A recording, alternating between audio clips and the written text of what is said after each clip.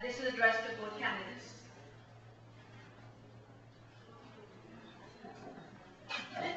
Well, I think that my position is public because I voted to not terminate the contract of the superintendent for several reasons. Certainly, I would start with the legal reason that we were told by our attorney that there were no legal grounds for gross negligence, and so therefore that was one reason.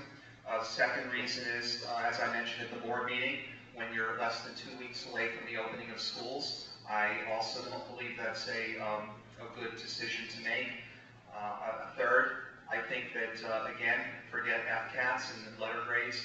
The fact is that the students in Miami-Dade County Public Schools, and yes, it's not the superintendent alone, it's not the staff, it's not a board member. The bottom line is that if he's the leadership and he's the CEO of the company, our students in grades 3 through 10 in reading and math have scored above the national average. That's not FCAT, national average for 3 consecutive years. The previous record in the district was 2 consecutive years, and that was last year.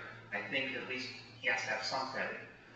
We have had added 83,000 student seats to Miami-Dade County Public Schools. 83,000 student seats. Again, based on the legal, yes, can he do better with community leaders? Yes. Can he do better with some of our elected officials? Yes. Does he handle everything correctly? No. But should we terminate based on gross negligence? No. There isn't the legal grounds, and that's why I voted as I did. I will say that I've been consistent in that, and I also think that it's important to add in my concluding remark that my opponent as recently as the middle of June stated that, you know, what a genius Rudy Crew is, and then the following week, he's saying we need to terminate him. And I remain consistent in my positions. Thank you. Let's put that in context, Dr. Karp. I said that both Rudy Crew and Evan Greer were geniuses, but they had not fulfilled their leadership capacity. So let's put that in context. And neither has our union, our teachers union, hence the position that we're in today. They're geniuses, but they have not utilized their gifts. All right. Now, I think, I'm going to agree that I think that night, Dr. Karp made the right choice. And I'll tell you why. Because I think that legally, with the board attorney saying there was no cause, I think had they prevailed, they may have opened themselves to individual liability under Florida law. I think what was needed at that moment, if that was the intent, would have been a friendly amendment to the motion to go ahead and transition to a new superintendent without cause. All right. Now, I've written a letter to the editor of the Herald to put this back into Rudy Crew's lap.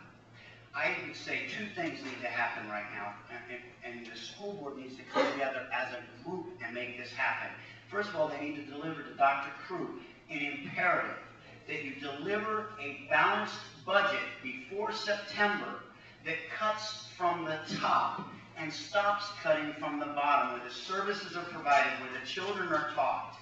We must require this. We have a bureaucracy downtown that is top-heavy. It has been nearly doubled every year since he's been here, both in financial amount and also in numbers of administrators downtown.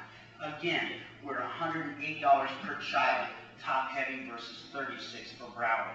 We can do better. Dr. Crew, I'm going to put the ball in your lap. I'm going to say deliver to us by September a balanced budget that cuts those people from the top and deliver back to this community and every other community the right to write their own school improvement plan and to run their own school through their PTSA, through their school advisory council, deliver the vote and the training to write the budget back to the local school, or else you will be choosing yourself to leave this community, because it's time for our communities to take control of their schools again. What they've been doing doesn't work. Thank you.